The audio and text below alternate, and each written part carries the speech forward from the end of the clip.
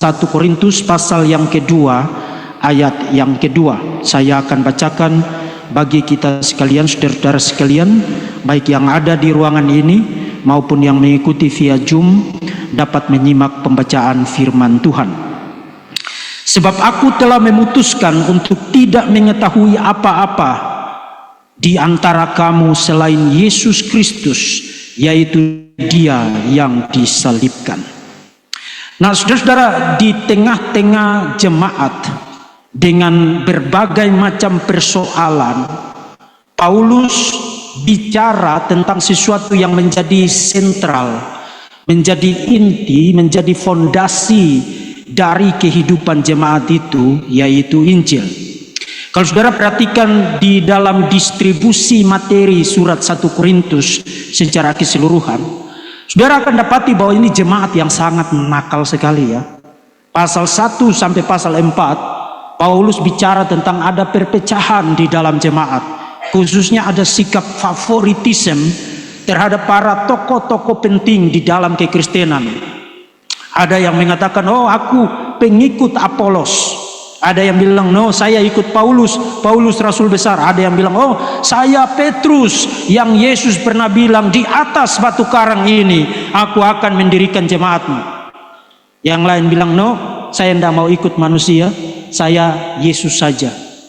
Jadi ada favoritisme di dalam jemaat, dan itu menimbulkan perpecahan di antara jemaat Korintus. Pasal 1 sampai dengan pasal yang keempat.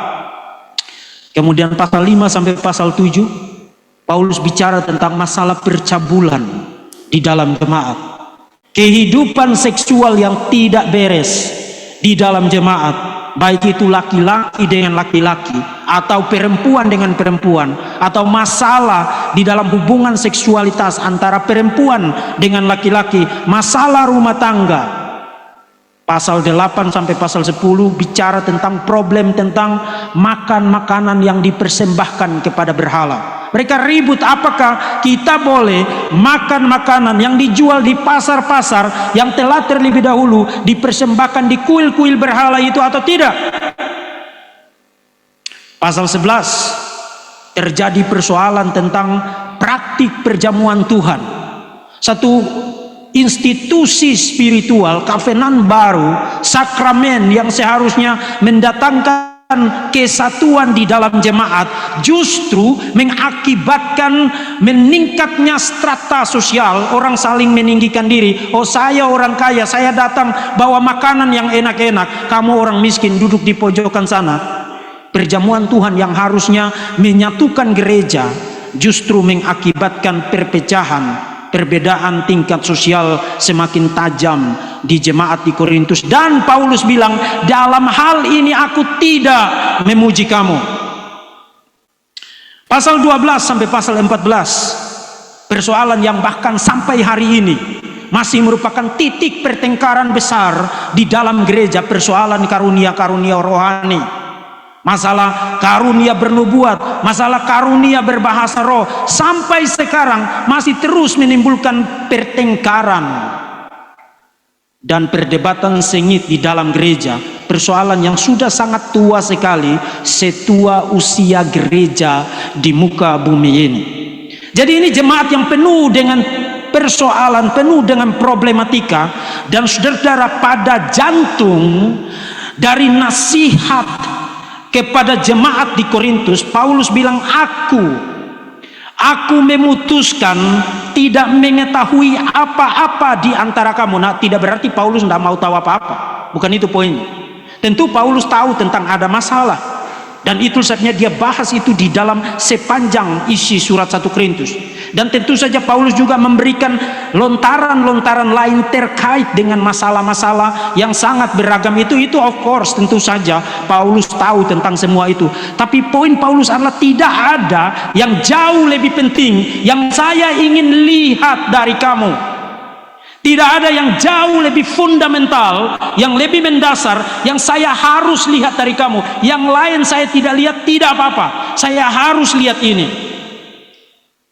Tidak mengetahui apa-apa di antara kamu selain daripada Yesus Kristus, yaitu Dia yang disalibkan. Artinya Jemaat Tuhan, orang-orang Kristen, apa yang paling fundamental yang mendasari eksistensinya di dalam dunia itu bukan gedungnya, bukan warna cat temboknya, bukan kursinya yang empuk, bukan apakah ruangannya nyaman atau tidak, bukan ukuran jemaatnya, bukan karena mereka nyanyi itu loncat-loncat atau nyanyi pakai kidung jemaat, bukan itu.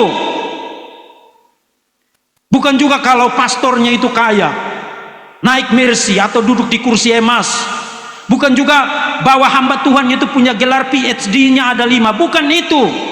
Tapi apakah jemaat itu masih tetap setia, bersandar dan didirikan di atas the gospel atau tidak, di atas fondasi Injil atau tidak? Maka Paulus bilang, no, jangan bicara kepada saya hal yang lain. Saya hanya ingin tahu satu hal, dan hal itu adalah jantung dari eksistensimu sebagai jemaat. Kalau hal itu tidak ada, kamu bukan jemaat.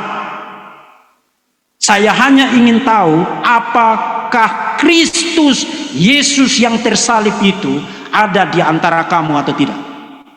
Itu inti dari apa yang ingin dikatakan oleh Paulus di dalam pasal yang kedua. Nah, saudara-saudara, karena itu hari ini kita perlu merefleksikan secara sangat mendalam tentang sebenarnya seberapa sentral Injil itu bagi kita sebagai orang Kristen, dengan mengajukan 4 pertanyaan spesifik yang akan kita jawab pada sore ini. Yang pertama, sebenarnya Injil itu apa?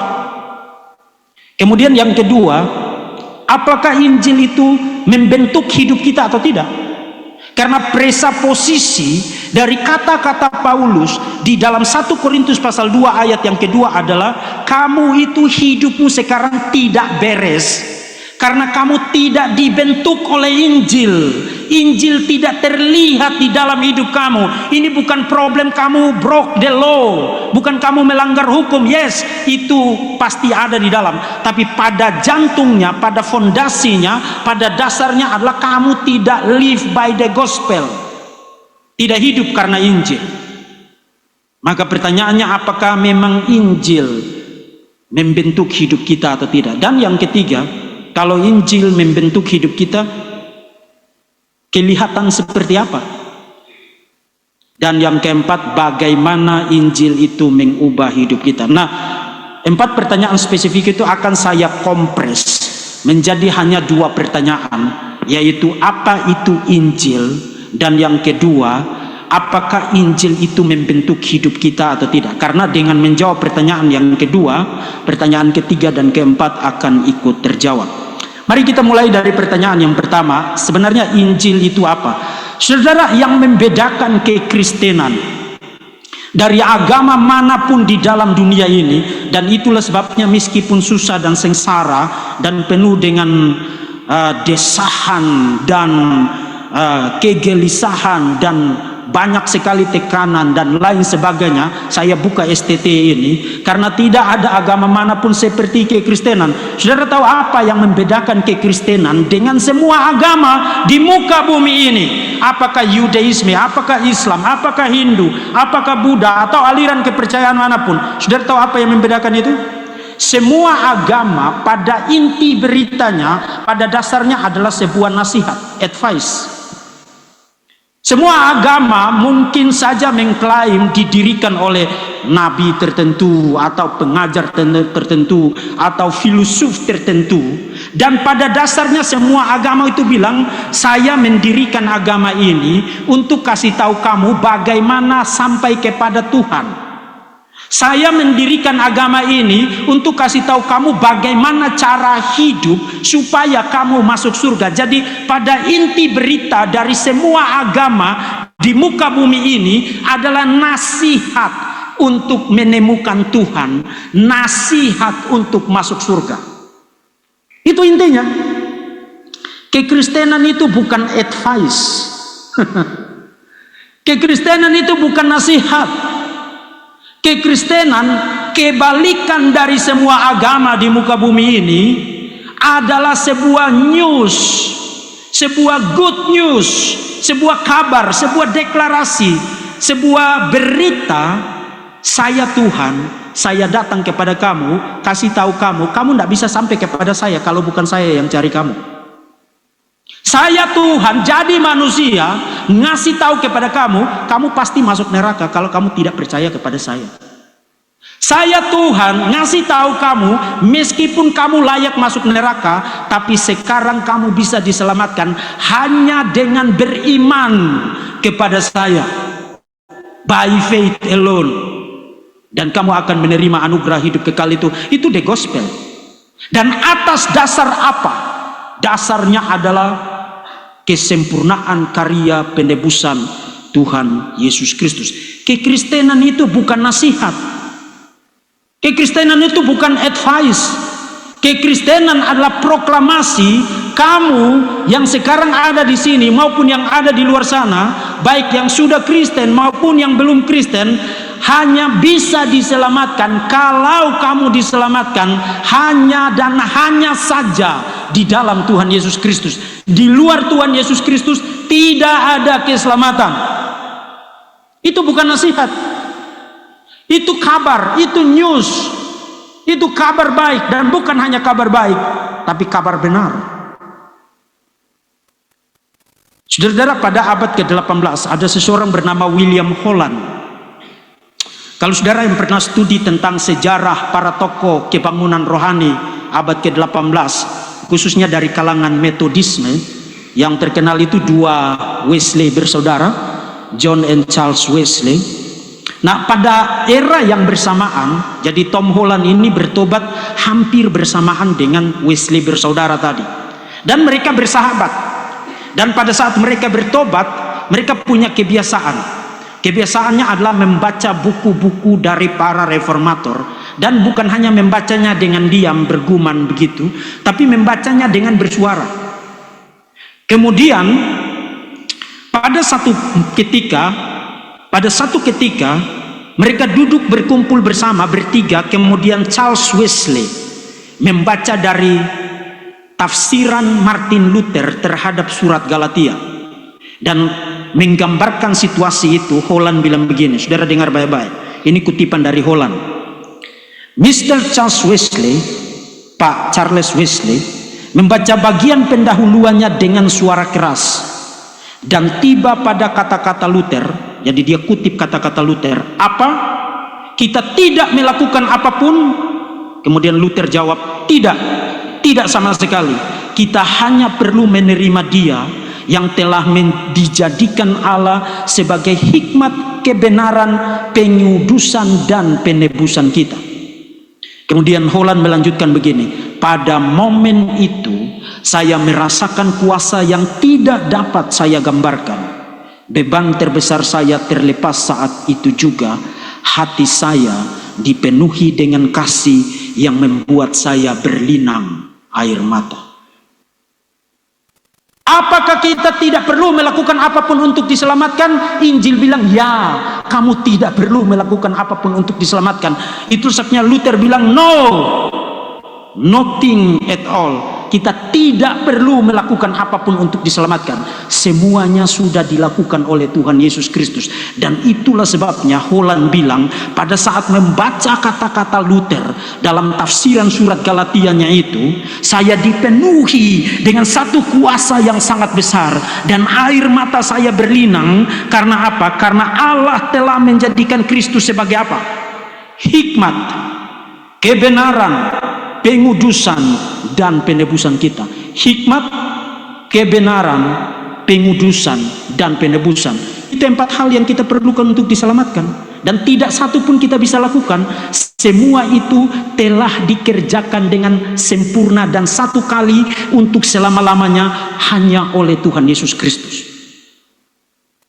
Injil bilang, kamu tidak bisa melakukan apapun. Yang kamu perlukan itu bukan nasihat yang bagus. Yang diperlukan dunia ini bukan good advice, bukan nasihat yang bagus. Yang diperlukan dunia ini adalah good news, the gospel, Injil kasih karunia di dalam Tuhan Yesus Kristus. Nathan Coles juga dari abad ke-18. Nathan Coles ini terkenal karena dia salah satu orang yang juga sangat dekat dengan Jonathan Edwards, tokoh kebangunan rohani di Amerika pada abad ke-18, hidup sejaman dengan John dan Charles Wesley. Saudara, kalau saudara ada waktu, baca tokoh-tokoh penting di dalam sejarah gereja, karena banyak sekali wisdom, ya, cerita-cerita yang sangat menarik, menguatkan iman, bahkan sangat deep sekali secara filosofikal dan secara teologikal. Kita bisa belajar dari mereka. Saya 1 minggu 1 kali, minimal 2 hari itu saya pakai untuk baca tokoh-tokoh besar di dalam sejarah gereja, supaya kita tidak merasa diri pintar. Semua yang kita ngomong sekarang ini orang sudah pikirkan di dalam sejarah. Kita hanya menjadi catatan kaki yang mengulangi saja apa yang sudah dikatakan oleh orang-orang besar di dalam sejarah. Nah, Nathan Cole mendengar khotbah Jonathan Edwards ini pada abad ke-18. Kemudian dia bertobat. Dan pada waktu dia menggambarkan pertobatannya saat mendengar khotbah dari Jonathan Edwards, dia bilang begini: pada waktu saya mendengar dia berkhotbah, khotbah itu sangat menusuk hati saya. Saudara, kalau saudara mengkhotbahkan the gospel dengan benar dan dengan serius, tidak ada hati yang tidak terluka. Satu kali lagi, kalau saudara mendengar Injil yang sejati, diberitakan dengan sungguh-sungguh, tidak ada hati yang tidak tertusuk. Why? Karena Injil itu akan mempenetrasi hati yang berdosa. Semua hati itu berdosa, maka semua hati yang mendengarkan siraman berita Injil yang sejati pasti akan tertusuk. Kalau kamu dengar khotbah kemudian kamu tidak pernah merasa apa-apa, malah kamu makin merasa semakin kamu hebat, semakin kamu baik, semakin kamu bagus, kamu tidak pernah dengarkan firman. Itu adalah sebuah omong kosong dan dongeng-dongeng yang sedang diperdengarkan kepada telingamu. Itu bukan the gospel. The gospel selalu melukai hati orang yang berdosa. Kita semua berdosa, karena itu firman Injil yang sejati selalu melukai hati kita. Tapi itu kita perlukan, kita memerlukan luka itu untuk disembuhkan. Itu sebabnya Nathan Cole bilang begini: mendengarkan khotbah itu hati saya tertusuk. Karena berkat Allah, fondasiku yang lama hancur berantakan. Lalu saya melihat dengan jelas kebenaranku sendiri tidak dapat menyelamatkan aku. Saudara perhatikan, saudara dengar itu. Lalu aku melihat dengan jelas waktu dia dengar khotbah itu, my own righteousness, kebenaranku sendiri tidak dapat menyelamatkan aku. Itu the gospel. Jadi meskipun dia tidak bilang, oh hari ini saya menerima Yesus sebagai Tuhan dan Juru Selamat saya, meskipun itu juga tidak salah, tapi dia menggambarkan pertobatannya dengan persis bicara tentang inti esensi dari Injil. My own righteousness, kebenaranku sendiri tidak dapat menyelamatkan aku. Dan bagaimana dia tahu kebenarannya sendiri tidak dapat menyelamatkan dia? Setelah hatinya yang berdosa itu ditusuk dan dilukai oleh kebenaran Injil yang sejati. Itu Injil. Nah, saudara-saudara, kenapa kita harus bicara dengan Injil, tentang Injil dengan kejelasan yang sangat precise begini? Kenapa? Karena kekristenan saat ini itu cenderung jatuh ke dalam dua kesalahan, dua ekstrim. Baik itu karena dipengaruhi oleh evangelicalism, kaum Injili yang salah arah, maupun dipengaruhi oleh liberalisme yang jauh lebih bejat lagi. Nah, apa yang saya maksudkan? Yang pertama, ada satu kelompok di dalam kekristenan yang disebut dengan evangelical legalism, legalisme kaum Injili. Kelompok ini mengaku Alkitab firman Tuhan, mengaku Yesus Kristus itu Tuhan, mengaku Yesus Kristus itu satu-satunya juru selamat, satu-satunya penebus, mengaku Roh Kudus itu pribadi ketiga Allah Tritunggal, percaya doktrin Allah Tritunggal, percaya doktrin tentang Alkitab, percaya doktrin tentang Roh Kudus. Semua yang bagus-bagus itu mereka percaya karena mereka kaum evangelikal. Tapi kalau saudara dengar khotbah-khotbah mereka akan cenderung berkhotbah secara sangat legalistik. Apa maksudnya? Khotbah-khotbah mereka cenderung adalah khotbah-khotbah etika dan khotbah-khotbah moral. Seakan-akan saudara harus perfect secara moral untuk dapat berkenan kepada Tuhan, kalau tidak kamu dibinasakan. Jadi mereka meletakkan beban yang sangat berat kepada jemaat. Kamu harus sempurna, kamu harus taat, kamu harus hidup suci, kamu harus hidup kudus, hidup secara bermoral, hidup secara beretika untuk diperkenan oleh Tuhan. Kalau tidak, kamu kurang layak, kamu kurang suci, kamu tidak layak untuk ada di gereja saya. Hanya saya yang di atas mimbar ini yang jauh lebih layak daripada kamu. Saudara, saya tidak bilang bahwa kalau begitu mari kita hidup secara bejat. Bukan itu poinnya. Kekristenan tidak mengajarkan kita untuk hidup sembarangan. Kita tidak antinomian. Kekristenan tidak mengajarkan kita untuk hidup sesuka hati kita, hidup tanpa hukum. Bukan itu poinnya. Tapi Injil mengatakan bahkan di dalam ketaatan terbaik di dalam hidupmu, di dalam tingkat spiritualitas yang mungkin kamu pikir sudah sama dengan malaikat sekalipun, itu tidak cukup untuk menyelamatkan kamu, karena tidak ada apapun di dalam dirimu yang bisa membuat kamu diselamatkan. Yang bisa membuat kamu diselamatkan bukan kelayakan kamu, bukan karena kamu bermoral, bukan karena kamu beretika, bukan karena kamu pimpin pujian, bukan karena kamu jadi pendeta, bukan karena kamu jadi penginjil, bukan. Tidak ada apapun yang membuat kita diselamatkan. Yang membuat kita diselamatkan hanya Tuhan Yesus Kristus. Itu the gospel. Jadi jangan diputarbalikkan. Tidak salah ngajarin orang untuk hidup benar, tidak salah untuk ngajarin orang hidup sesuai dengan aturan, tidak salah ngajarin orang untuk hidup tertib, teratur dan lain sebagainya. Tapi jangan sampai message-mu, pesanmu dari atas mimbar sampai ke telinga jemaat, jemaat nangkapnya adalah oke, saya harus hidup kudus untuk diselamatkan. Saya baru saja lihat ada sebuah video singkat dari seseorang yang cukup terkenal, dan dia mengatakan, kenapa hidup tulus itu susah?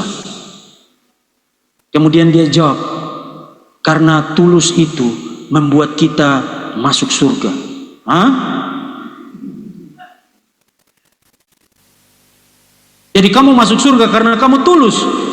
Kalau itu standarnya, saya bisa pastikan kepada kamu, kamu pasti tidak masuk surga, karena kamu tidak tulus. Kalau kamu benar-benar tulus untuk bisa masuk surga, berarti Alkitab saya itu pembohong. Alkitab mengatakan tidak ada seorang pun yang benar. Segala kesalehan kami seperti kain kotor, dan kain kotor di situ itu sebenarnya terjemahan yang terlalu bagus. Itu kain yang dipakai oleh para perempuan ketika haid. Di dalam tradisi Israel itu kain yang najis.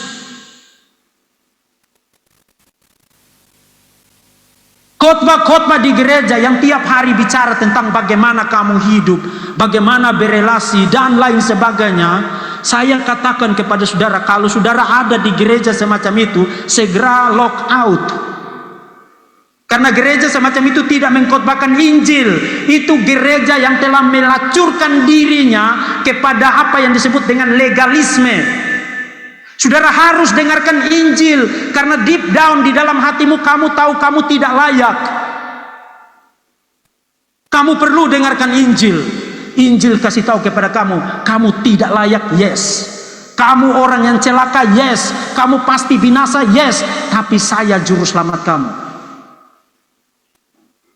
Kalau kamu diselamatkan itu bukan karena kamu, tapi karena saya, Yesus Kristus, yang sudah mati menggantikan kamu di atas Kalvari 2000 tahun yang lalu, dan itu sempurna, dan itu satu kali untuk selama-lamanya. No, saudara, Injil kasih tahu kepada kita bukan itu. Nah, itu kecenderungan yang pertama, dan itu ada di dalam banyak. Sekarang ini kan banyak pendeta itu mendadak mereka bukan jadi pendeta tapi jadi motivator. Yes, motivator. Di banyak gereja itu pendeta-pendeta yang terkenal di YouTube yang banyak cuplikannya di TikTok itu bukan pendeta, itu motivator semua. Itu ngajarin saudara tentang bagaimana mengelola keuangan saudara, bagaimana menangani hidup saudara, bagaimana ngomong yang benar, bagaimana bersikap. Saudara perlu nggak dikasih tahu yang begitu? Coba saya tanya. Nggak perlu loh, kita semua tahu.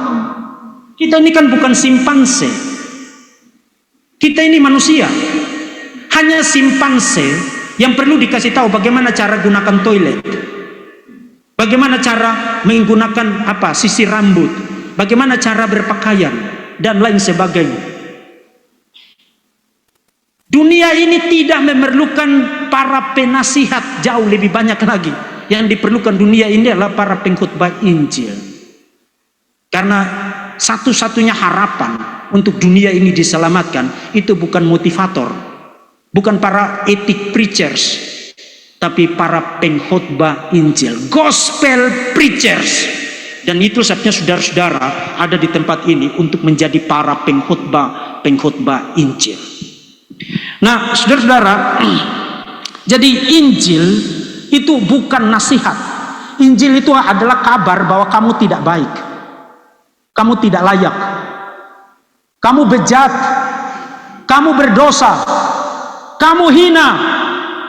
Seberapapun pentingnya kedudukanmu sekarang, seberapa banyak pun uangmu sekarang yang berjubel-jubel, mungkin kamu hitung sampai mati pun tidak akan habis kamu hitung. Kamu manusia bejat yang pasti akan masuk neraka. Uangmu tidak dapat menyelamatkan kamu, posisimu tidak dapat menyelamatkan kamu.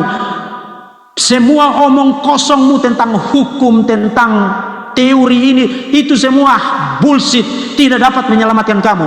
Semua yang ada di dalam dunia ini, Injil kekristenan bilang tinggalkan. Kalau kamu jadikan itu sandaran, kamu berakhir di dalam lautan api neraka yang tidak pernah padam di dalam kekekalan. Dan tidak ada satu agama manapun yang mengajarkan ini kecuali kekristenan. Itulah sebabnya saya Kristen. Saya tidak akan menjadi seorang Muslim, saya tidak akan menjadi seorang Buddha, saya tidak akan menjadi seorang Hindu, saya tidak akan menukar iman saya untuk apapun, karena saya tahu dan semua orang tahu tidak ada satu orang pun yang layak dari upayanya sendiri, kerjaannya sendiri, usahanya sendiri, perbuatannya sendiri untuk bisa masuk surga. Kita butuh Tuhan, hanya Tuhan yang punya surga yang bisa menyelamatkan kita untuk masuk surga. Satu kali lagi, hanya Tuhan yang punya surga yang bisa menyelamatkan kita untuk masuk surga. Tidak ada satupun penasihat, apakah penasihat ajaib, apakah nabi, apakah pengajar etika, apakah guru moral, apakah filsuf. Tidak ada satupun dari semua itu yang bisa memastikan saudara, let alone membawa saudara pasti masuk surga. Hanya Tuhan yang punya surga yang bisa menyelamatkan kita untuk dapat masuk ke dalam surga yang notabene adalah milik Tuhan. Itu yang pertama. Itu the gospel. Ini kita harus jelas dulu. Kalau kita tidak jelas, nanti kita akan menghasilkan para alumni, para pengkhotbah yang pergi naik mimbar, kemudian dia pikir, oke, hari ini saya akan khotbah tentang apa? Saya akan khotbah tentang bagaimana bergaul. Lusa saya khotbah tentang apa? Bagaimana bersahabat. Saya tidak bilang itu semua tidak penting, tapi kamu sedang menukar mutiara dengan kerikil-kerikil. Mutiaramu adalah Injil. Luther di dalam salah satu tesisnya dari 95 tesis yang ditempelkan tahun 1517 tanggal 31 Oktober yang kita peringati sebagai hari reformasi itu, Luther di dalam salah satu tesisnya bilang begini, harta gereja satu-satunya yang paling berharga adalah Injil kasih karunia. Jadi jangan menjual harta itu lalu kamu tukar dengan omong kosong motivasi. Jangan menjual harta gereja itu lalu kamu tukar dengan omong kosong motivasi moral, motivasi etika dan lain sebagainya. Satu kali lagi, jangan salah paham. Saya tidak anti moral, saya tidak anti etika. Bukan itu poin saya. Poin saya adalah untuk diselamatkan bukan etikamu, bukan moralmu, bukan hukummu, bukan hukum, tapi the gospel, Injil Tuhan Yesus Kristus, Injil kasih karunia di dalam Tuhan Yesus Kristus. Yang kedua, dan poin yang kedua ini menjawab 3 pertanyaan sekaligus. Apakah Injil membentuk hidup kita atau tidak? Dan kalau membentuk hidup kita, kelihatannya bagaimana? Dan bagaimana Injil membentuk hidup kita? Saudara, itu pertanyaan yang sangat penting sekali.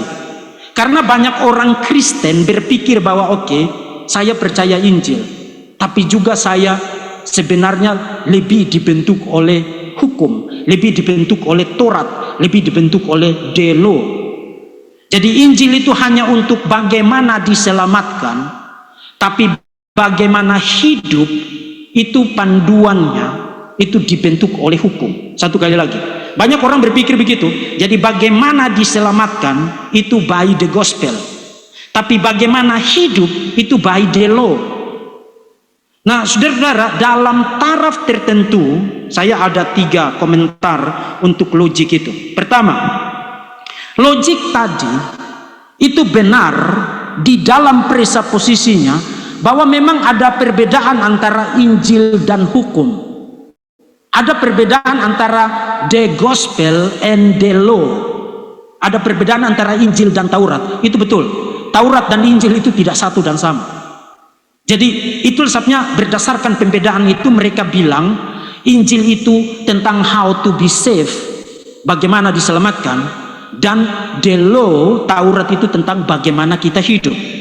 Karena mereka mempresupposisikan bahwa Injil dan the law itu berbeda. Itu benar, Injil dan hukum itu tidak satu dan tidak sama. Yang kedua, logik yang tadi, anggapan yang tadi juga benar di dalam presupposisinya bahwa aturan-aturan atau hukum, aturan-aturan atau hukum atau Taurat memainkan peranan yang sangat penting untuk menata bagaimana kita hidup. Itu benar. Bayangkan kalau dunia ini tidak ada aturannya.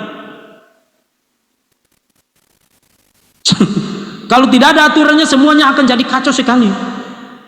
Jadi betul sekali, the law, Taurat itu diperlukan untuk menata bagaimana kita hidup. But logik tadi atau pandangan tadi, anggapan tadi salah di dalam asumsinya bahwa Injil itu hanya soal bagaimana awalnya orang diselamatkan. Selanjutnya saudara harus hidup berdasarkan Taurat. Ya podo wae. Jadi kalau saudara berpikir bahwa Injil hanya tentang bagaimana saudara diselamatkan, tapi tidak tentang bagaimana saudara hidup, itu saudara membuat satu pandangan atau asumsi, mengasumsikan satu pandangan yang totali salah.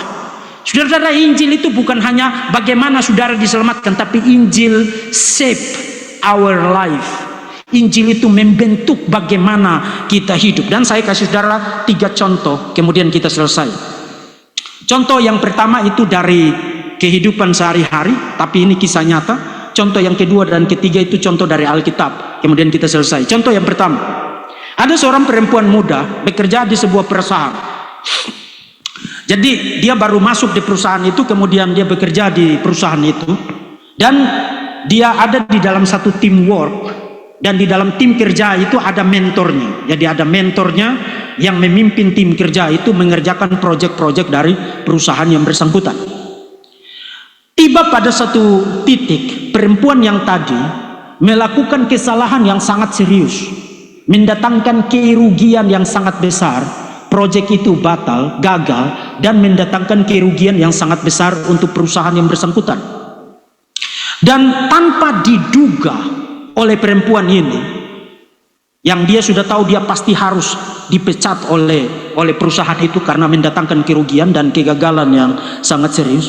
Tanpa diduga, mentornya itu mengambil tanggung jawab, dan semua kesalahan yang seharusnya dipikul oleh perempuan yang baru saja masuk kerja itu ditanggung oleh mentornya. Mentornya mengatakan itu kesalahan saya.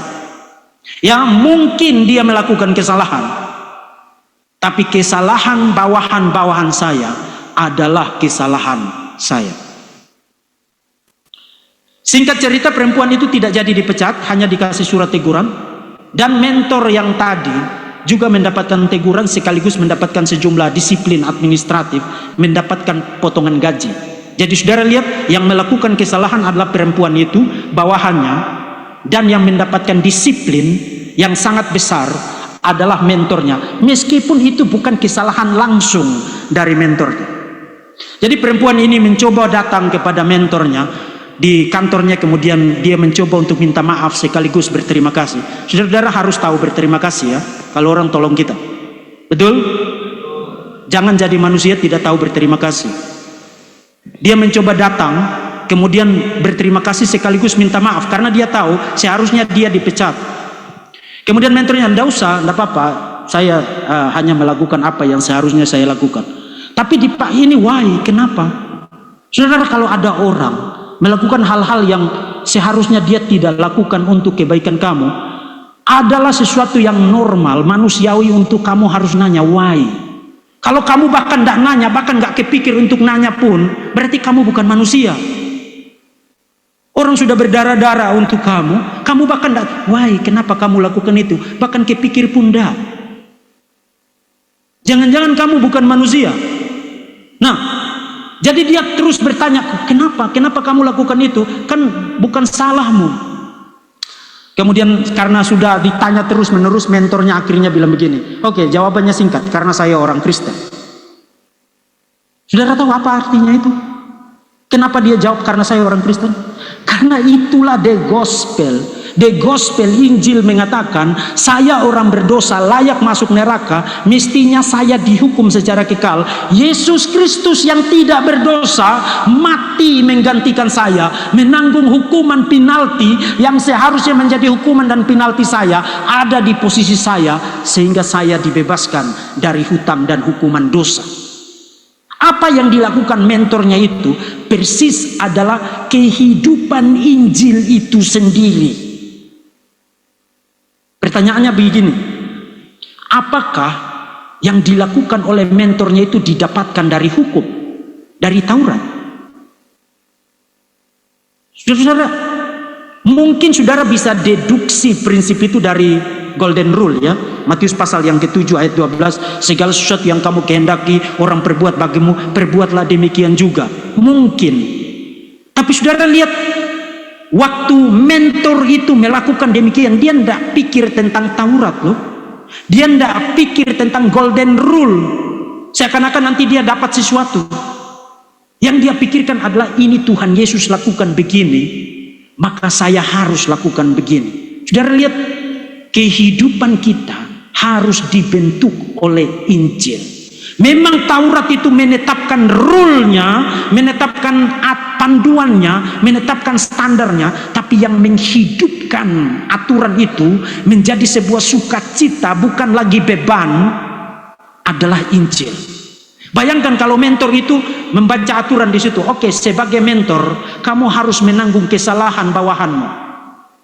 Ya mungkin dia akan tanggung, tapi dia akan ngomel-ngomel, enak aja lu, kamu yang lakukan kesalahan kok saya yang di...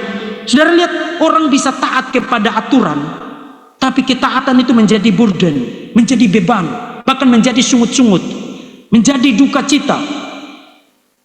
Tapi kalau ketaatan itu, kehidupan itu dibentuk oleh the gospel, itu bukan hanya menjadi satu spirit yang menganimasi, menghidupkan itu, tapi mendatangkan joy, mendatangkan sukacita. Puji Tuhan, saya diberikan kesempatan untuk hidup seperti Tuhan Yesus hidup dan mati bagi saya. Jadi kehidupan kita terutama itu sebagai orang Kristen, terutama itu bukan dibentuk oleh the law. Kita sudah tahu hukumnya. Jadi waktu saya bilang begitu tidak berarti saya anti hukum, bukan. Tapi kehidupan Kristen itu harus jauh lebih tinggi. Kalau kamu masih terus-menerus bicara hukum, kamu orang yang kasihan. Makanya para pengacara itu harus masuk teologi.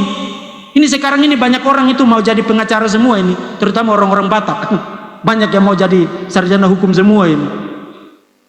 Masuk teologi supaya jangan jadi pengacara yang hanya mengincar kasus orang untuk dapat bayaran yang besar. Masuk teologi supaya kamu jangan jadi seseorang yang menggunakan hukum untuk menyusahkan orang lain. Karena kehidupan Kristen itu memang dipandu oleh the law, tapi dimotivasi dan dianimasi oleh the gospel. Injil itu yang memberikan api yang memotivasi, membakar hati kita untuk melakukan dan menghidupi hidup kita ini sebagaimana yang Tuhan kehendaki. Harus dimotivasi oleh Injil. Injil membentuk hidup kita. Itu contoh yang pertama. Contoh yang kedua dan ketiga dari dalam kitab suci. Saudara baca di dalam Galatia pasal yang kedua. Galatia pasal yang kedua bicara tentang perseteruan. Singkat cerita, Paulus itu menegur Petrus. Karena Petrus pada saatnya, pada titik tertentu mau makan bersama-sama dengan orang-orang Gentiles. Tapi begitu ada orang-orang Yahudi dari Yerusalem datang, mendadak dia menarik diri karena dia tidak mau terlihat. Oh, kok dia duduk, Petrus sebagai rasul besar dan sebagai orang Yahudi kok duduk bersamaan dengan orang-orang Gentiles. Kemudian singkat cerita, Paulus bilang tak bisa begitu Petrus, tidak bisa begitu Petrus, karena kita ini diselamatkan atas standar yang sama. Apa dasarnya kamu berpikir bahwa keselamatan di dalam Kristus itu tetap mengizinkanmu untuk hidup secara eksklusif, secara sukuistik? Nah, saudara perhatikan, presaposisi dari Paulus di situ itu bukan delo. Presaposisi dari Paulus waktu menegur Petrus itu bukan hukum, tapi the gospel. Petrus, yang kamu langgar sekarang itu bukan hukum. Yang kamu langgar sekarang adalah the gospel principle, prinsip Injil, bahwa di mata Tuhan, Galatia pasal 3 ayat 28 kan, di dalam Kristus tidak ada lagi perempuan, tidak ada laki-laki, tidak ada lagi tuan, tidak ada lagi hamba, tidak ada lagi orang Yahudi, tidak ada lagi orang non Yahudi, tidak ada lagi yang bersunat, tidak ada lagi yang non bersunat. Tidak ada lagi distingsi gender, tidak ada lagi distingsi suku, tidak ada lagi distingsi strata sosial, tidak ada lagi distingsi ekonomi, tidak ada lagi. Karena semua punya akses yang sama dan punya kesempatan yang sama untuk diselamatkan oleh Tuhan Yesus Kristus. Dan karena atas dasar ekualitas itu, kita harus memperlakukan orang lain tanpa membedakan gendernya, tanpa membedakan status sosialnya, tanpa membedakan apakah dia tingkat ekonominya kaya atau miskin, dan lain sebagainya. Itu Injil. Saudara lihat apa yang dipresaposisikan Paulus di situ. Bukan Taurat, tapi the gospel. Jadi apakah Injil membentuk cara hidup kita? Harus. Kalau kamu dengar Injil, kemudian kamu tidak hidup seperti Injil, kamu harus ditegur. Karena kita harus hidup dengan prinsip Injil, gospel driven life, atau kehidupan yang dibentuk oleh Injil, life shaped by the gospel, kehidupan yang dibentuk oleh Injil. Satu contoh terakhir, kemudian kita tiba pada kesimpulan. 2 Korintus pasal 8 sampai dengan pasal 9, Paulus mengumpulkan persembahan bagi orang-orang miskin yang kena bencana di Yerusalem. Dan saudara perhatikan, pertanyaannya itu begini, apakah Paulus bisa mengutip Taurat sebagai dasar untuk dia minta persembahan kepada jemaat? Bisa dong.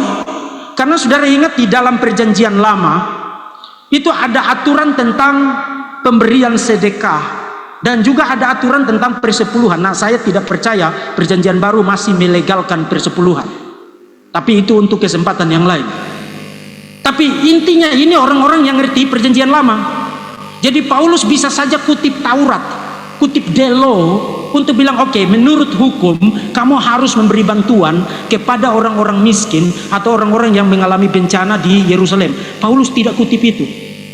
Ketimbang kutip Taurat, di dalam pasal 8 ayat 8 dan 9 Paulus bilang begini, aku mengatakan hal ini bukan sebagai perintah. Jadi dia bahkan tidak kasih perintah, bukan sebagai perintah, melainkan menunjukkan usaha orang-orang lain untuk membantu aku. Aku menguji keikhlasan kamu, karena kamu telah mengenal kasih karunia Tuhan Yesus Kristus, bahwa ia yang oleh karena kamu menjadi miskin, sekalipun dia kaya, supaya kamu menjadi kaya oleh karena kemiskinan. Saudara tahu apa yang dirujuk oleh Paulus ketika mengajak orang untuk kasih persembahan, membantu orang lain? Bukan hukum, bukan aturan. Banyak jemaat sekarang pikir begini, yang penting saya sudah kasih persepuluhan sudah aman. Itu jemaat yang tidak beres otaknya itu. Itu masih didrive oleh the law, masih didrive oleh aturan. Yang penting aturannya sudah dipenuhi, sudah, terserah kamu mau cukup atau tidak, terserah kamu. Waktu Paulus mengajak jemaat di Korintus ambil bagian, Paulus tidak kutip dari the law. Paulus mendasarkan itu pada the gospel. Paulus bilang begini, Dia yang oleh karena kamu, meskipun dia kaya, rela menjadi miskin, supaya kamu yang miskin menjadi kaya. Sudah lihat, itu inkarnasi, itu karya penebusan Yesus. Yesus yang adalah Allah, dia itu kaya, rela menjadi manusia, menjadi miskin, supaya kita yang miskin, artinya celaka, hina, berdosa, dan nestapa ini dapat menjadi kaya, dalam arti dapat menjadi anak-anak Allah. Itu the gospel. Jadi even pada persoalan pemberian persembahan pun, memberikan persembahan pun, orang itu harus memberikan persembahan based on the principle of the gospel. Even dalam hal memberi persembahan pun, itu harus diberikan atas dasar pemahaman yang baik tentang Injil. Kalau kamu tahu kebutuhan pelayanan itu, katakanlah 100 juta, kamu punya uang yang banyak sekali, tapi oke, kan semua orang cuma kasih 100.000, saya kasih 100.000, kamu manusia celaka, kamu tidak ngerti Injil. Kamu tidak ngerti Injil. Karena Injil sekarang itu bukan lagi tentang jumlah, bukan lagi tentang rule, tapi seberapa kamu memberi value, memberi nilai kepada pengorbanan Yesus. Seberapa bernilai Yesus bagi kamu. Kalau Yesus bagi kamu everything, maka semua yang ada pada kamu itu milik Yesus. Kalau Yesus bagi kamu itu hanya seorang penunjuk jalan, seorang nabi, seorang guru moral, maka kamu juga akan hidup dengan standar itu. Tapi kalau Yesus bagi kamu adalah dia yang kaya, menjadi miskin, supaya semua kita manusia yang miskin dapat menjadi kaya kalau percaya kepada dia. Kalau kamu pakai standar itu, apa yang tidak bisa kamu berikan? Even hidupmu kamu akan kasih kepada Tuhan.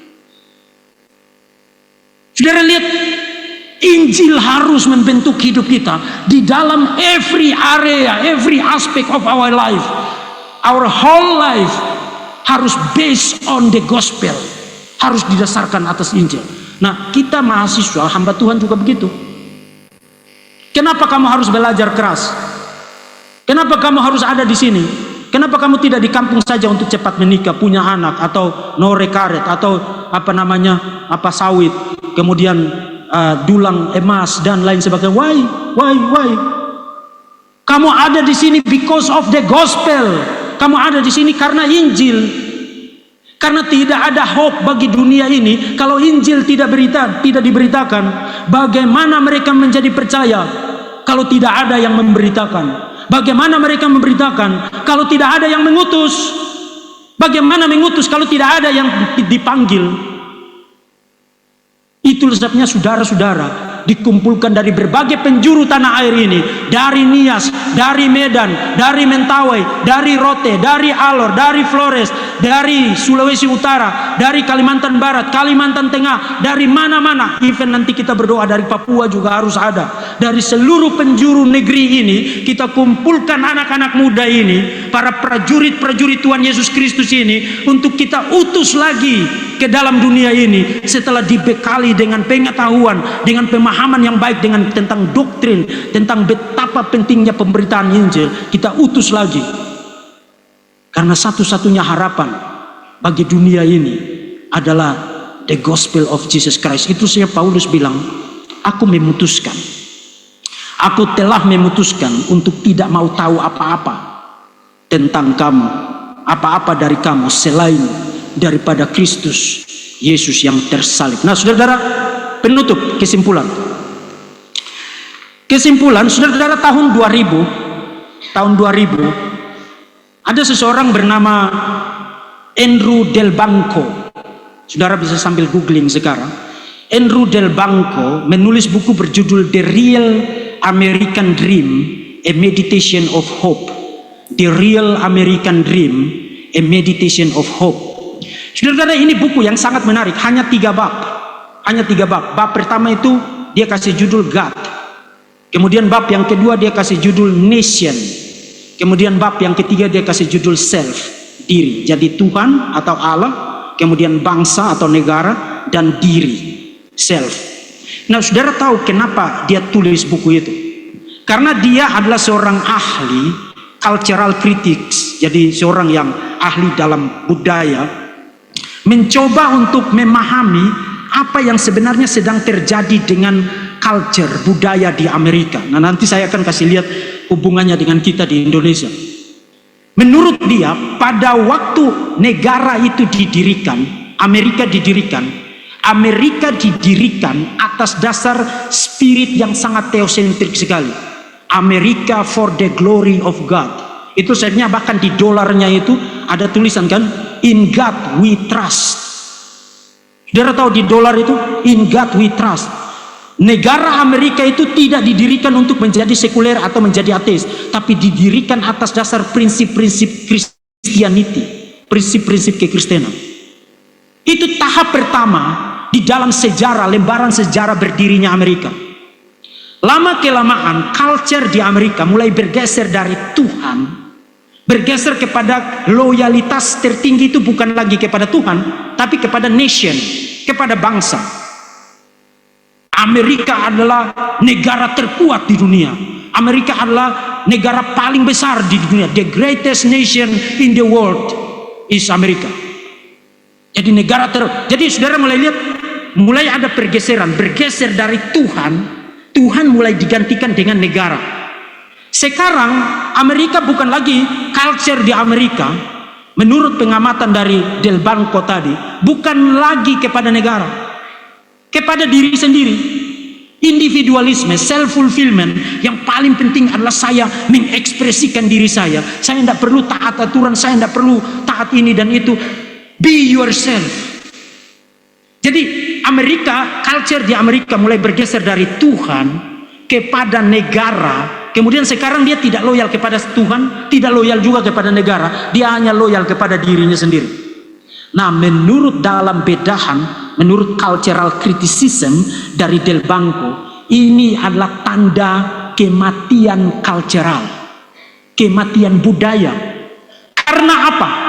Karena di dalam sebuah budaya yang sehat, healthy culture, ini istilah dari Del Banco, dari dalam sebuah budaya yang sehat, kita memerlukan apa? Kita memerlukan sesuatu yang lebih tinggi dari diri kita. Sehingga waktu kita lihat itu, kita bahkan tidak mikir untuk sacrifice, berkorban. Apakah harta kita, apakah nyawa kita, apakah keluarga kita, bahkan diri kita sendiri kita rela untuk kasih. Meskipun kita mati, tidak apa-apa, kita sacrifice. Artinya harus ada sesuatu yang jauh lebih tinggi dari diri kita, yang kita anggap itu worth, layak untuk kita sacrifice untuk itu. Nah, kalau kamu menjadikan dirimu sendiri sebagai patokan, sebagai pusat loyalitas, apa konsekuensinya? Konsekuensinya adalah bukan hanya kematian budaya, tapi juga kematian bangsa. Bukan hanya kematian budaya, tapi juga kematian bangsa. Nah, kemudian saudara-saudara, berdasarkan bedahan cultural criticism dari Del Banco itu, para ahli mulai memikirkan apa yang membuat kita, sebuah culture itu menjadi sehat kembali, sebuah bangsa itu menjadi bangkit dan tidak menjadi decline, ya, menjadi menurun, merosot, bahkan mati secara budaya, mati secara peradaban dan lain sebagainya. Kemudian mereka bikin 3 taksonomi. Taksonomi yang pertama adalah sekularisme, kemudian yang kedua adalah religion, dan yang ketiga adalah the gospel. Nah, ini bedahan dari para teolog. Singkatnya begini, sekularisme mengajarkan, menghasilkan sikap yang selfish. Kalau saudara orang sekular, saudara tidak perlu untuk hidup bagi orang lain. Itu hasil dari sekularisme adalah apa? Self-fulfillment, self-actualization. Jadi yang penting adalah diri saya, yang penting adalah saya terlihat bagus. Saudara tahu the whole project, the whole logic dari media sosial seperti TikTok, seperti Instagram dan lain sebagainya, yang orang sangat menonjolkan muka. Saudara tahu itu apa? Itu filsafat apa? Itu filsafat self-fulfillment, filsafat self-actualization. Jadi the whole point dari hidup saya adalah my own face. Wajah saya, tampilan saya, my own appearance, penampilan saya. Itulah yang mendasari semua program, project media sosial sekarang. Dan kita rame-rame ikut itu. Kita merasa ketinggalan zaman kalau kita tidak selfie-selfie. Padahal kita sedang ikut proyek setan. Saudara-saudara, the whole philosophical point dari semua itu adalah kamu harus menampilkan your own self, dirimu sendiri sebagai self-fulfillment, self-actualization. Di dalam proyek itu tidak ada Tuhan di situ. Di dalam proyek itu tidak ada sesuatu yang lebih tinggi selain daripada dirimu sendiri di situ. Ini kenapa sibuk dari tadi? Tidak ada proyek untuk Tuhan di situ. Hanya dirimu sendiri. My own appearance, my own beauty. Semuanya tentang saya. Itu bukan gaya hidup Kristen. Nah, saudara-saudara, jadi sekularisme hanya menghasilkan apa? Hanya menghasilkan selfishness, cinta diri, egois, semua dikit-dikit tentang saya, dan saya. Pusat dari alam semesta adalah saya dan diri saya. Itu sekularisme. Sementara itu agama menurut bedahan para teolog dan para ahli sosial mengatakan agama sedikit membantu manusia, karena agama bilang oke, mari kita memberi sedekah kepada orang miskin, mari kita menolong para janda, para yatim piatu, orang-orang yang kekurangan, mengunjungi orang-orang yang ada di penjara, dan mengunjungi orang-orang yang sedang kelaparan atau mengalami musibah. Jadi kalau sekularisme menghasilkan selfishness, cinta diri, agama mengurangi cinta diri tapi membawa kita kepada apa? Para teolog menyebut itu sebagai tribalism. Tribalism itu apa? Sikap kesukuan. Nah, bukan kesukuan dalam arti suku Minang, suku Batak, bukan itu. Tapi maksudnya kita mulai membentuk kelompok yang eksklusif. Di dalam kelompok saya oke, di luar kelompok saya itu patut dibinasakan. Saudara tahu the whole point dari orang teriak kafir di jalanan itu apa? Tribalism. Jadi membentuk kelompok eksklusif, kemudian di luar kelompoknya itu dikutuk sebagai orang yang tidak layak hidup, bahkan layak dipersekusi, bahkan layak diolok, layak dihina, bahkan layak dibunuh, bahkan layak didiskriminasi. Itu yang sedang terjadi di Indonesia. Indonesia sedang mengalami apa yang disebut dengan cultural declining, penurunan cultural akibat dari tribalism semacam ini, membiarkan orang-orang yang bersorban atas nama agama teriak-teriak di jalanan kafir. Orang-orang ini merusak budaya Indonesia, karena kamu tidak bisa membangun budaya yang sehat kalau kamu mengeksklud orang dari kelayakan untuk hidup dengan standar yang sama, hidup dengan keadilan, hidup dengan fairness. Saya baru lihat satu potongan video, itu pembahasan di Komisi 8 DPR itu ya. Itu di beberapa provinsi di Indonesia itu bahkan tidak pernah buka formasi untuk guru pendidikan agama Kristen. Sejak tahun 2021, 2022 bahkan sampai sekarang. Seperti Bekasi, seperti Pekanbaru, seperti Depok, seperti Banten. Jadi anak-anak Kristen yang sekolah di sekolah-sekolah Kristen itu harus diajar oleh orang-orang yang volunteer, tidak digaji. Saudara-saudara, negara ini itu uang negara. Kenapa kamu pakai untuk kelompokmu sendiri? Uang itu dihasilkan dari pajak semua masyarakat yang ada di dalam dunia ini. Orang-orang Kristen banyak berkontribusi untuk pajak negara ini. Kenapa kamu pakai hanya untuk kelompokmu sendiri?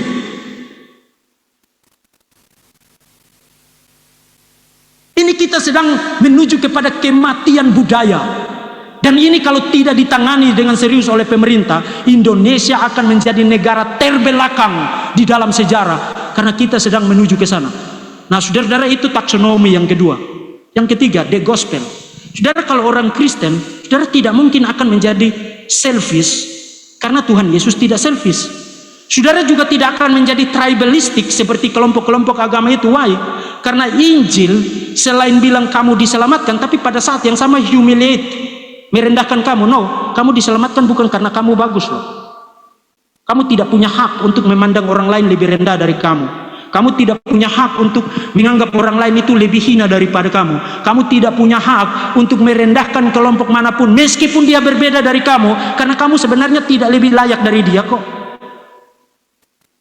Jadi prinsip hidup bernegara yang sangat kondusif untuk negara ini justru adalah gospel prinsipal. Karena hanya dengan theology of the gospel kamu diselamatkan by the grace of God, because kamu itu orang berdosa. Itu adalah satu prinsip, bukan hanya prinsip teologikal, tapi juga prinsip untuk orang hidup di dalam masyarakat. Kita tidak boleh teriak-teriak begitu, tidak boleh merusak fasilitas umum, tidak boleh mendiskriminasi kelompok orang lain, tidak boleh mempersekusi kelompok orang lain hanya karena mereka berbeda suku, berbeda budaya, berbeda agama dari kita. Karena apa? Karena gospel bilang yes, kamu diselamatkan, mendapatkan status sebagai anak Allah, tapi kamu tidak baik loh. Kamu tidak lebih layak dari dia loh. Kamu diselamatkan tidak berarti kamu lebih layak dari orang yang tidak jadi Kristen loh.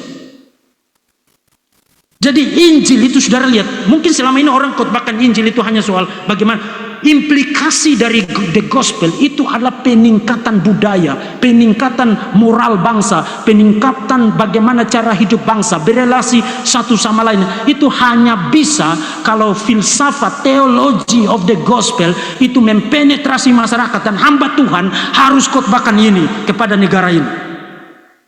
Harus. Dan saudara-saudara dipanggil untuk ada di STT Rai Batam untuk membawa misi ini, supaya kekristenan tidak dipandang sebelah mata di dalam dunia ini. Jawaban bagi kehidupan manusia untuk keselamatan itu hanya the gospel, tapi Injil juga dapat menjadi jawaban bagi persoalan bangsa ini. Persoalan bangsa ini bukan karena orang tidak tahu hukum. Persoalan bangsa ini bukan karena itu, oh, orang tahu kok itu. Bahkan kamu proyeknya itu hanya bikin hukum-hukum terus, hanya supaya ada anggaran keluar. Kita pusing ikutnya. Itu di dalam dunia pendidikan aja, setiap ganti menteri selalu ganti hukum, ganti aturan terus. Kita pusing ikutnya. Bukan itu problemnya. Problemnya adalah human heart, hati manusia yang korup, yang berdosa, yang perlu ditebus dan disucikan oleh darah Tuhan Yesus Kristus. Itu the gospel. Tuhan memberkati kita sekalian. Salam.